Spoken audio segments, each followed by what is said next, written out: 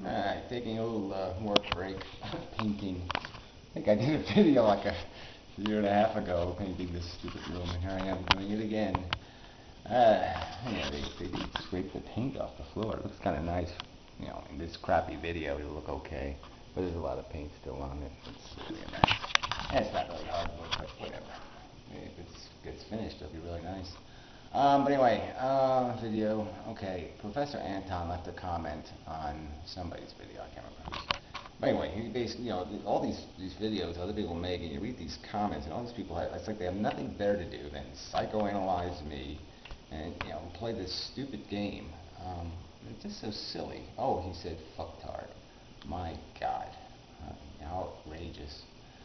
But anyway, um, yeah, well, he said that life didn't meet my expectations, and then used the term sour grapes. So some sort of sentence like that, and it was just so funny. I mean, sour grapes. I mean, just like, yeah, right. Somebody throws you through a door into a room, and the room is full of swinging knives and all kinds of different things, and yes, some of it's interesting and intriguing, but you didn't ask to take any of the risks. There's trapdoors, there's all kinds of nonsense, and maybe you're just not in the mood. So why is it sour grapes if you say, yeah, this was a real waste of my time? Maybe this is for somebody else. Maybe there's some sort of psychologies that can find this kind of crap acceptable. But from where I'm sitting, it all looks rather silly and stupid. And I should have never been thrown through the door. The whole idea of defining what our standard should be, it's a tricky one. It is subjective, but I mean, you can understand how to weight things. I guess that's the argument here. I mean, Pyro argues that somehow the truth has more than one face, and I don't think that's true. Humans get the truth wrong, so there you can have more than one description or definition of it. But that's very different from saying the truth itself is um, a blob that moves around and switches colors and moves and changes. And I mean, I think that's just ludicrous, especially when the truths are so contradictory. So again, back to this question of standards and what our standards should be. I mean, we all have standards for things we'll tolerate in other people in terms of conduct. People have standards about my behavior, and they say, well, I've fallen below the standard they'll accept, and then they decide to reject. And so when does life get stupid or ludicrous enough for you to say for yourself, okay, yeah, it is pretty stupid. I mean, it certainly seemed obviously stupid enough to me at a very early age to be quite certain I wasn't going to be doing it reproducing. I mean, I certainly wasn't going to be throwing any other victims on this ride until I had some sort of good reason, some sort of understanding of why there was some sort of realistic prospect that was going to be good for somebody to go through that experience, to take these kinds of risks. And there are huge risks. And again, we're back to the argument again, where I think people can see the reality of it if they start to ponder, what kind of life they would want to live on this planet. Would they live the average life, which doesn't include internet and doesn't include a lot of things? That includes probably a moronic, ignorant faith and dogma running through their heads, and a life completely built out of creating a bunch of chores and nonsense to accomplish. Creating your own mess and then cleaning up your own mess. I mean, there's so much of life that's like that. It's just, you just basically take a shit and you go clean up your shit. It's just, it's written all over it. We are hard to satisfy. That's got to be something everybody can identify with. The idea that you have this perception that if you have a few things in your life, then everything will be fine. And then you get to some point like that, and then you realize, oh, my hair is falling out, or some other issue, or you realize now you're bored and you want something else, and it wasn't all the magic that you thought it was, and that this is part of the nature of our psychology, and so much of this is psychology. when it comes to people's evaluation of the value. They're going with some impulsive, innate emotional response rather than fairly observing what is the circumstance and understanding that, yeah, it does seem rather circumstantial and arbitrary how we define when it's time to be sour grapey or to, you know, when we're allowed to be disappointed or dissatisfied. And shouldn't we be with, you know, there's so many things. I mean, I hate to keep bringing up these trite things because, but they're these these little illustrations in my life are the things that made it crystal clear. I'm not saying these are the things that convince you in your life, but they just make it clear. Vivid images of, you know, the first cat that I got stuck with and how it died. And I'll never get those images out of my head. And I can't calculate. You know, I can't calculate any value more, you know, that I would trade if I had the power to change the way that animal died.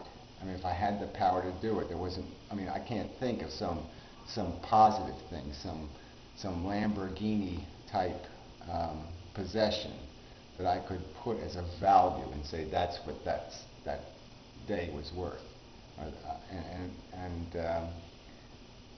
So right there, my math is already finished. It's blown up already over a stupid cat. And so how you people can just look at this slop and see what happens to people, to see what happens to animals every day in the wild, and just say it's all okay and that my standards are too high. I mean, how low will you go? How bad does it have to get?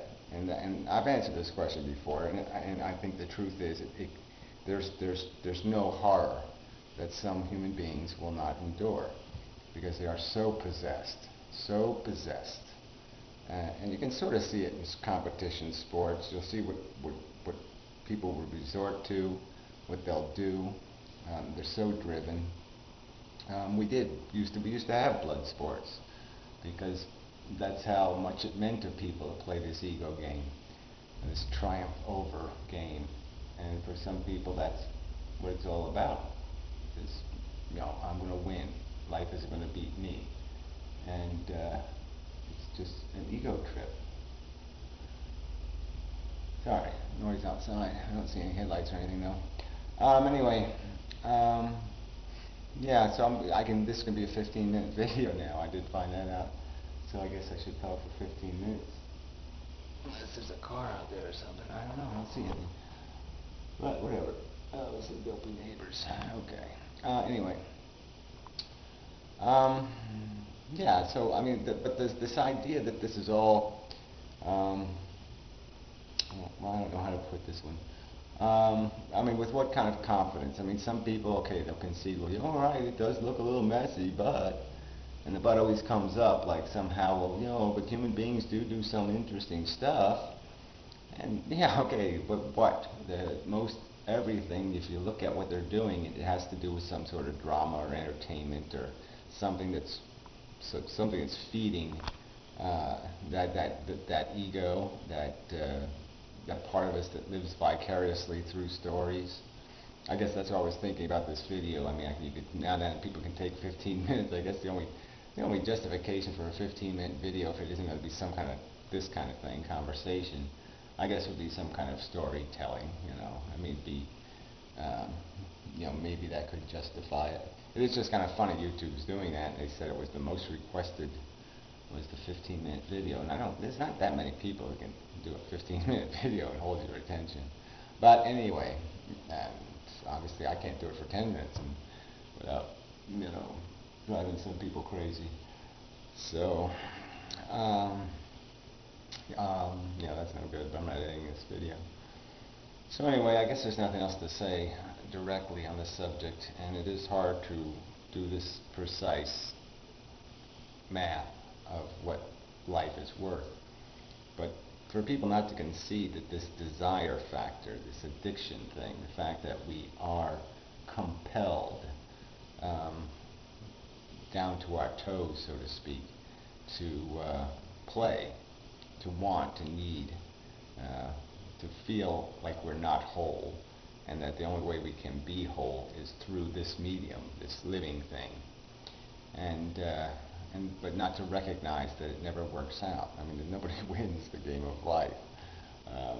They all end up gone, and the end, and that's it. And for what? And how many times do you have to do it? Again, I mean, I keep asking the question, but what's the accomplishment? I mean, 1,000,000 human beings, 1,000,000,000 human beings, 1,000,000,000,000 human beings? It just seems like there's no perspective here at all. And the number that finally will be an arbitrary number. And if somebody's going to make a rational argument that somehow the universe is diminished because there was only 10 zillion humans that ever lived, what, 20 zillion would have been better? Come on. It's just experience, and you're caught up in it, and you're addicted to it. There's just no need to impose the addiction on somebody else. There's no need to throw somebody else through that door into that really messy place. I mean, if life was well constructed and our consciousness did, had great adventures, nice, like the movies, nice, tailored, put together, no pauses, no bullshit. Yeah, well then maybe you could make an argument that there's no foul, so there's no harm. But that's not our reality, and it's not even close to a reality we can create. And part of the whole mechanism of what makes us want is that deprivation, that sense that we are unfinished, undone. We are in need of something, and it's something here. Okay, it's not something you can get when you're dead. It's only something you can get while you're here, alive, breathing, wanting. And just to understand that that's just a mechanism inside our head, and the mechanism isn't much different for a heroin addict. And to just recognize that, just concede that truth, and quit pretending that this really is worth the trouble, worth the risk. And again, to especially the risk of the imposition, like I said, of throwing somebody into it, creating them and putting them in there, being God, and giving them not a Garden of Eden, but a sloppy, shitty world to live in.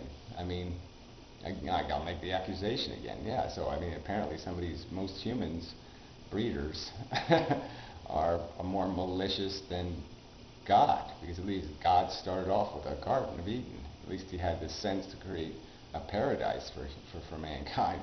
He didn't create human beings into a shit, and that's what you're doing. You're playing God, and you're putting your creation in shit, in a cesspool, a stinky, rotten cesspool. So, yeah, so it kind of makes you an asshole. Yeah, alright, so this seems like a long video, probably because it's not much light, it's more memory on the camera. So anyway, I'll end it here, and such, and so forth. Man, I'm tired. So anyway, somebody sent me the German guy, Schopenhauer guy, the Depressing Philosopher books. So it's very nice, but don't send me books, people. I don't have time to read books, but I'm reading, so I've read a couple dozen pages. Part of his biography and then part of his essays. Yeah, he's figured out that life is bullshit, and so I guess I'll just see how many different ways he says that, and whether there's some quotables. So anyway, enough said. It was interesting. I did read one little, from his mother, a letter from his mother was really interesting. Where she says, "Don't come live with me because you depressed the hell out of me." It was just very funny. Anyway.